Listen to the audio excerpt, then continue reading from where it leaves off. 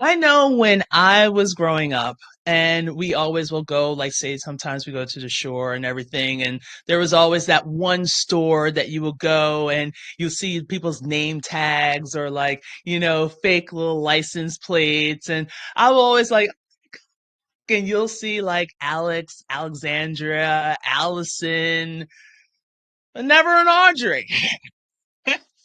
And I was like, you know what? One day this is going to change. One day I'm going to see my name and I might even talk to another person because I know there's more than one Audrey's. And guess what? Today is the day. With this, you are basically going to be overcome and overwhelmed with such greatness from two Audreys on Two Tutor Talking. Well, I am your host, Audrey Codner, and I am the CEO of ACG Math Tutoring. See, I'm so excited I can't even talk anymore.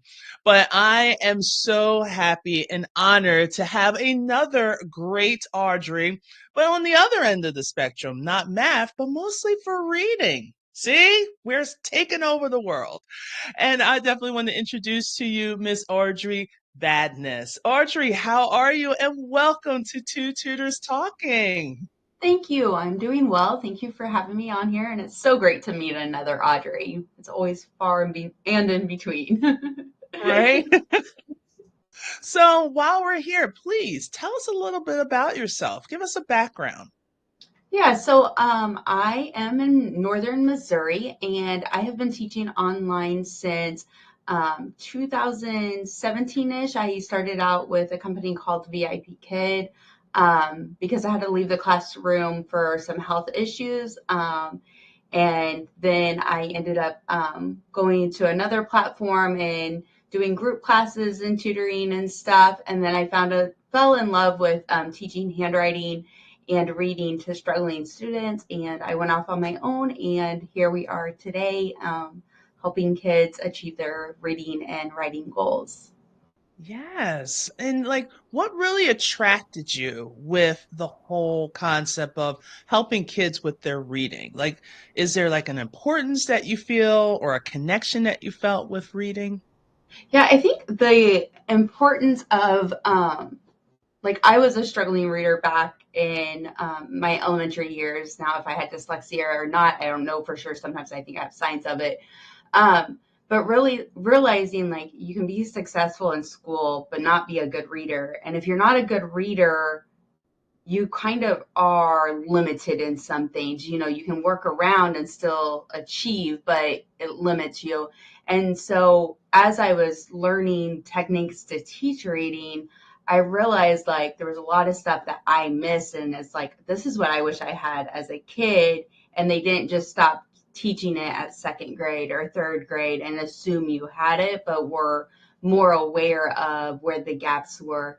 And so I think with my struggling reading and then just, I think as experiencing, teaching math and reading and different things, I just fell in love with reading, with its importance, but then also the journeys it brings with it. So, yeah. Yeah. I mean, and that's how, like, for me, I didn't love math. I was Yeah. like the complete opposite. I was terrible at math. I was completely awful. And it didn't click until later on in life, Yeah. like especially fractions and everything like that. So I can't say I was born into the whole math part of it. But besides this, Audrey, we want to hear from you.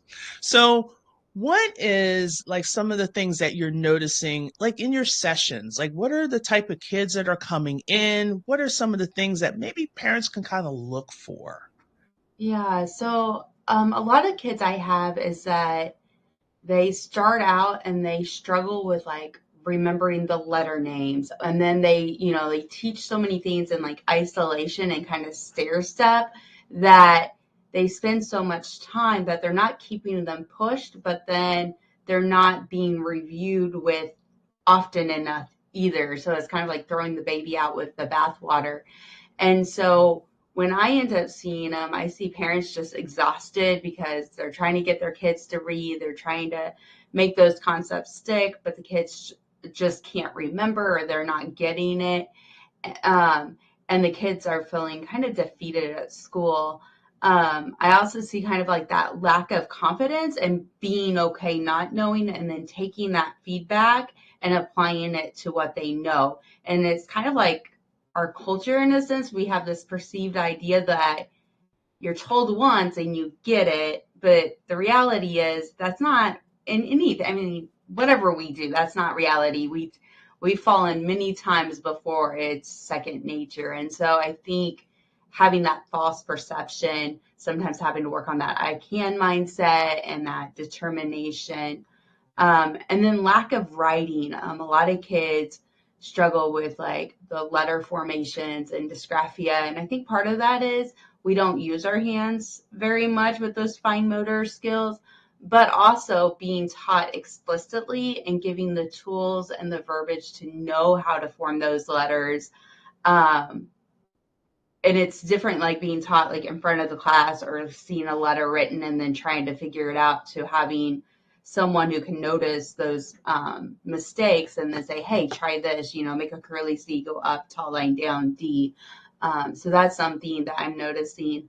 And then I work with a whole range of kids. So I have kids that have like hearing impairment, so their reading has delays. So we're working on those interventions. I have a lot of kids with dyslexia, ADHD, autism. And so each kid is a unique story. And I think just keeping an eye out, and when you start noticing that steady progress isn't happening, get the intervention early on, or at least reach out and ask someone like, hey, what targeted things can we work on? Because we assume the kids are going to catch on, but they don't always catch on. And then it's too late and their confidence is at stake at that third grade level. And so the biggest thing is just being aware and taking actions, and realizing too, it's a myth to say, read to your kids, have conversations with them, create a rich literacy environment, and then we're going to have readers. Like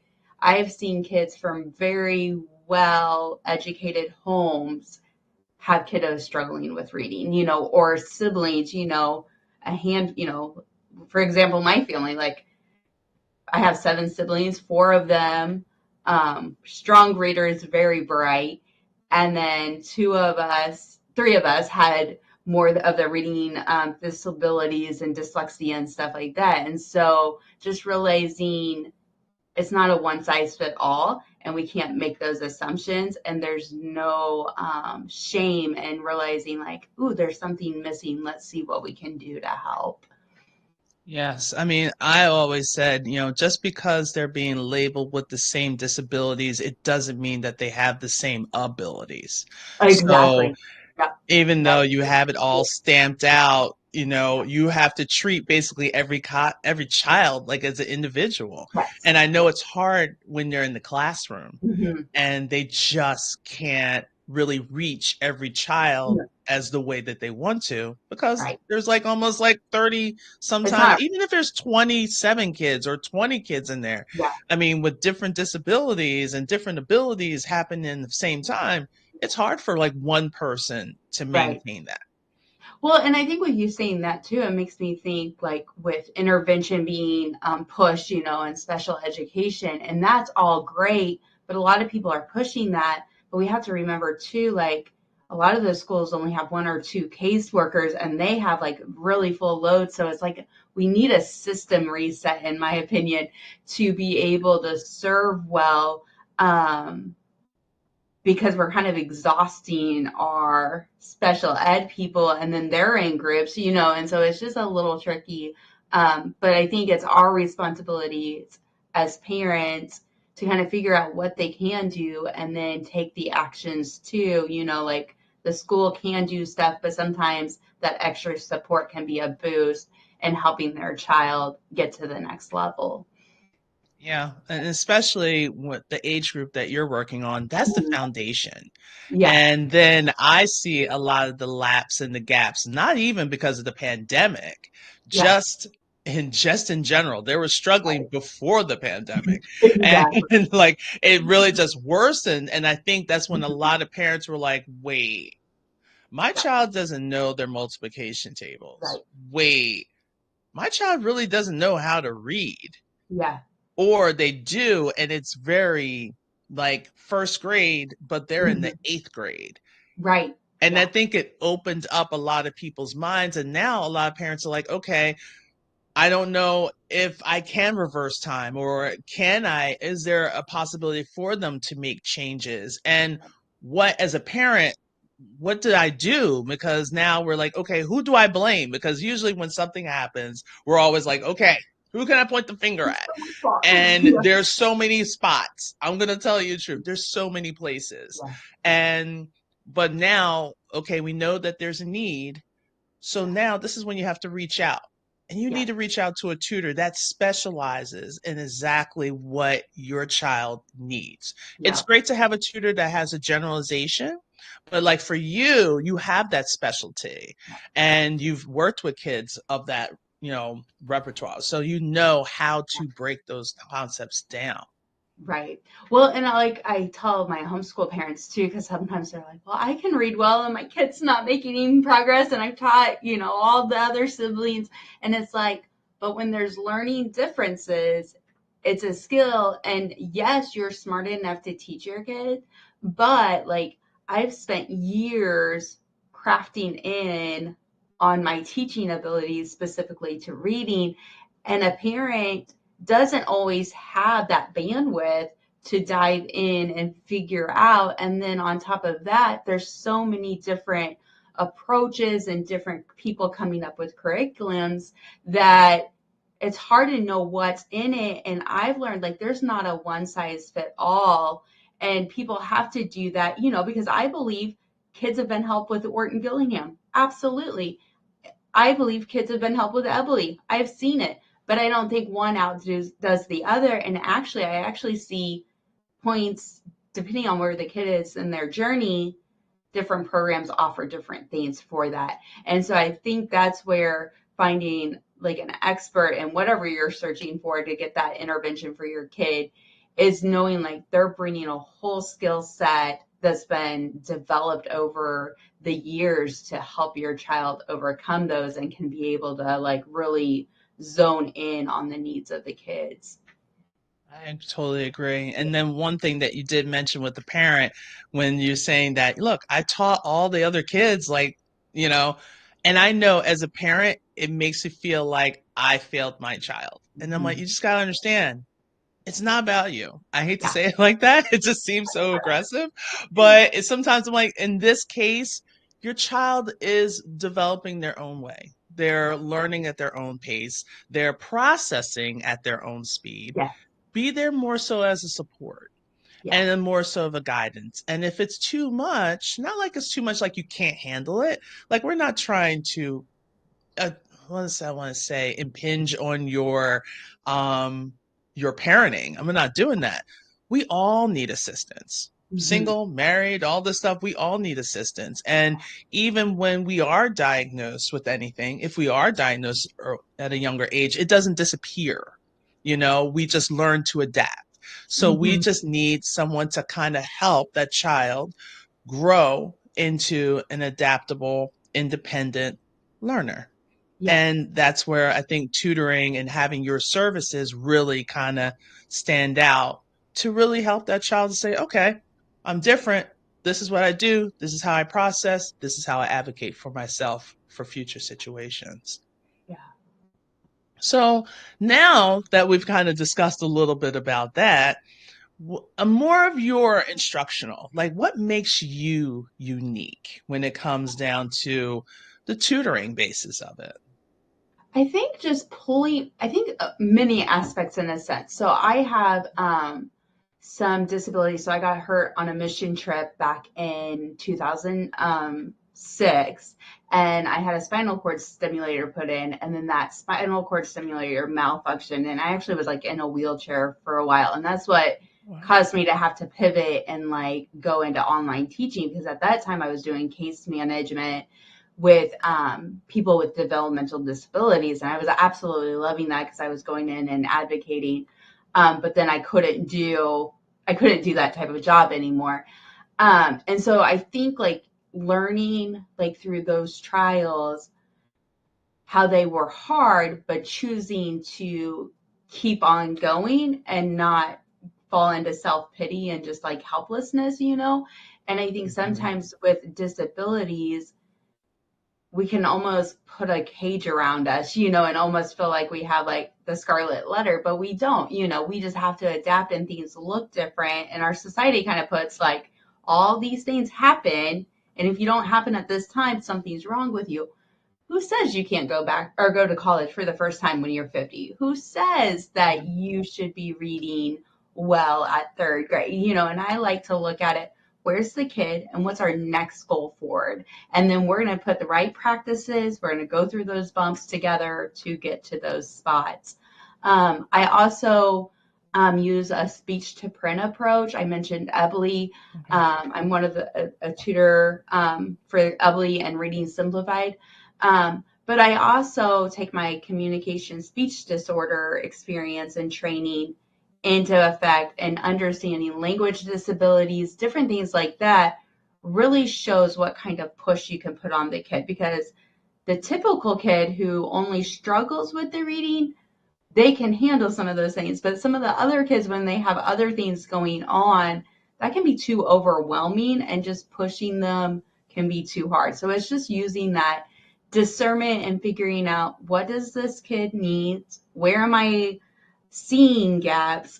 And doing the best practices based on the research, from, you know, far spread research, to apply, and not getting married to one program, one person who supports a reading thing. And so I think that's really important in looking, if it's as me as a tutor for your child or any tutor, is just making sure that they're thinking for themselves and they're able to notice when this isn't working, but then also show respect for those who have went through and proven stuff, because there's things I've learned and it's like, nope, I'm absolutely like doing this, this, and this. Okay, nope, I don't agree with this. And I think that's what, as teachers and tutors, that we need to make sure we're doing. Yes, and that's like perfectly said, because you want to make sure you have that security. You Mm-hmm. want to make sure that you have someone, and especially someone with experience, not only just through tutoring, but also in the classroom, because you can kind of help them with, like, okay, you're dealing with this, but let me teach you this part because this Yeah. is going to be the next step. And then they're Mm-hmm. like, oh, okay. And then all of a sudden, the next session you have, did this exact same thing. And you're like, okay, oh, Okay. Yeah. Yeah. we make it fun. So, if anything, right now, let's get with the coming attractions. Like, what are some of the things that are coming up? It could be sessions, it could be, summer things, or what are some upcoming attractions for your service? So I have a few one-on-one class openings as of now. And then I'm also this summer going to offer a 10-week handwriting and word reading class for kindergarten through second grade, where we're just really working on the letter sound relationship, spelling, reading, decoding like the consonant vowel consonant words, and being exposed to those codes and working on like those multiple skills within one lesson. And it's going to be twice a week for 25 minutes. So a good way of just keeping your kid in, and then the classes will be recorded and you have some extra supplemental things that you can do between classes if you choose. And so I'm really excited about that, because that's what I notice. A lot of kids, like, they've gotten that first exposure, and some people think like, well, they just need to keep on reading. You don't need to go back and review, because they review that because they're going to come across those patterns in actual reading. But with those kids that are struggling, they need help making those connections more, and they need a more, like a stronger contrast in that. And that's what I'm offering in this class, is just the practice, the contrast, the asking the question, and that feedback to help them get to that next level. Yeah, that's awesome, especially with that feedback piece. I Mhm. know a lot of people will like, oh, well, there's plenty of courses I could just sign up for, but you're signing up for the course, but where's the feedback? How do Yeah. you know that your child is on the right track? How do you know that your child is learning other than just, oh, there's multiple choice and they're guessing? Yes. So having that extra piece is like essential. So parents, if you're thinking about doing it, don't just get a course. Get someone that's going to guide you through so you can get that feedback and your child can get that feedback so they're moving in that right direction. This is awesome. Well, now the infinite question everyone likes to know. Well, okay, Audrey, you got this great person, as you always do. I don't know how you do it. Thank you. Because there's amazing people everywhere. That's why we're doing Two Tutors Talking, to bring them to you. So now this is how we're going to reach Audrey. Not this Audrey, that Audrey. So we definitely have her on Instagram. I know there was a couple of times, sometimes something was going on with Instagram and Facebook, but we're all back on the track. So you can definitely go on Instagram with Audrey Tutors Reading with the dots in between. We also have her on Facebook with just with her namesake, Audrey Vadnais. There we go. Then also, if you're on LinkedIn, we know a lot of people are watching this on LinkedIn. You have kids, you have some reading. Let's go. Go ahead and message her. And you can go a little bit further if you go onto her website with audreytutors.com. So you can get some information there. And you can also connect straight to there, or the good old fashioned email. There's nothing wrong with it. You can go with Audrey at audreytutors.com. So if you want more information, if you want, hey, what's your availability? Or, hey, I really want to get into that summer program, go ahead and message her today, because I have a feeling that this is going to fill up quite quickly. All right. Well, Audrey, so nice to have another Audrey around. And thank you so much for coming out on Two Tutors Talking. You're welcome. It was so much fun, and thank you for inviting me, and you have a great day. All right. All right, everyone. Remember to stay awesome, and we will see you next time with another great tutor to be on the lookout for. So please, can't even speak. Please continue to amazing, and I will see you guys next time. Take care. Bye now.